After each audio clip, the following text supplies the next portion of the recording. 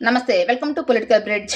అసలు bill gates గారు భారతదేశానికి ఎందుకు ఈ సమయంలో విజిట్ అయ్యారు అని చెప్పేసి చాలా మందికి ఒక కన్ఫ్యూషన్ అయితే ఉంది. ఆ విషయం తెలియకుండా ఆయన మీద లేనిపోని ఆరోపణలు చేస్తున్నారు. ఇప్పుడు మన భారతదేశంలో ఒక ఏఐ సమిట్ జరుగుతుంది.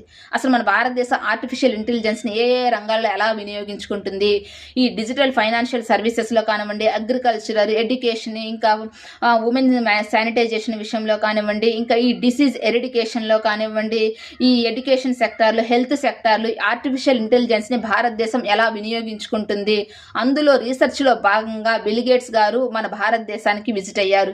ఆ విషయం తెలుసుకోకుండా ఆయన మీద లేనిపోని ఆరోపణలు చేస్తున్నారు. ఎవరికి తోచినట్టు ఆయన మీద విమర్శలు చేస్తున్నారు.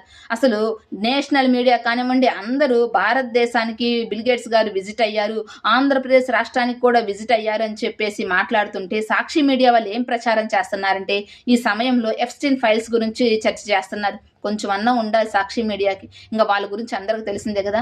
ఇంకొంతమంది మేధావులు అయితే ఆయనకు నీచుడు, దుర్మార్గుడు అని చెప్పేసి ఇష్టం వచ్చినట్టు మాట్లాడుతున్నారు. ఇంకా చాలా మంది ఉన్నారు. ఏమేమి మాట్లాడుతున్నారంటే అసలు ప్రపంచంలో జరిగిన క్రైమ్స్ అన్నిటికీ బిల్ గేట్సే కారణం అన్నట్లు మాట్లాడుతున్నారు.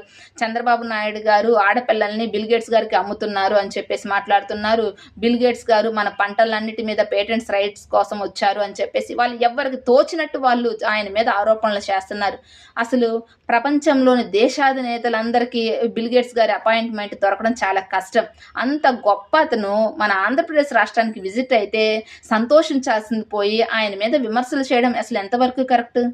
ఇంకొంతమంది అయితే ఆయన మీద లేనిపోని ఆరోపణలు, ఎప్స్టీన్ ఫైల్స్లో ఆయన మీద ఆరోపణలు వచ్చాయి, ఆయన మంచివాడు కాదు, దుర్మార్గుడు అని చెప్పేసి మాట్లాడుతున్నారు. అవి జస్ట్ ఆరోపణలే, వేటికి ప్రూఫ్స్ లేదు. ఆ ఆరోపణల్ని బేస్ చేసుకొని ఆయన మీద నిందలు వేయడం కరెక్ట్ కాదు. ఇప్పటికైనా అసలు నిజంగా ఒక మనిషి అంత స్థాయికి ఎలా చేరుకున్నారు అని చెప్పేసి ఆయన ఇన్స్పిరేషన్గా తీసుకొని మనం కూడా ఆ విధంగా అభివృద్ధి చెందడానికి ప్రయత్నించాలి. కానీ ఆయన మీద ఏదో బేస్లెస్ ఆరోపణలు వచ్చి ఆ ఆరోపణలను పట్టుకొని అవే నిజాలు అనుకొని ఆయన మీద విమర్శలు చేయడం కరెక్ట్ కాదు.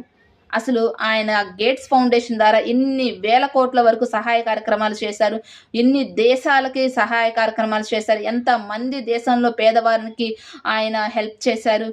ఎడ్యుకేషన్ రంగంలో కానివ్వండి, హెల్త్ సెక్టార్లో కానివ్వండి, ఆయన కొన్ని వేల కోట్ల వరకు దానం చేశారు. ఆయన ఆస్తిని కూడా దానంగానే చేశారు పేద ప్రజల కోసం. అంత గొప్ప వ్యక్తిని ఇలా నిందించడం కరెక్ట్ కాదు. విమర్శలు చేసే ముందు ఒకసారి ఆలోచించుకోవాలి ఎవరు ఎలాంటి వాళ్ళు అని చెప్పేసి. ఎవరో ఏదో చెప్తే ఆ మాటల్ని నమ్మి ఒక గొప్ప మనిషి మీద ఈ విధంగా నిందలేయడం కరెక్ట్ కాదు అనేది నా అభిప్రాయం. ఏమంటారు? కామెంట్ చేయండి. వీడియో నచ్చితే సబ్స్క్రైబ్ చేసుకోండి. Thank you.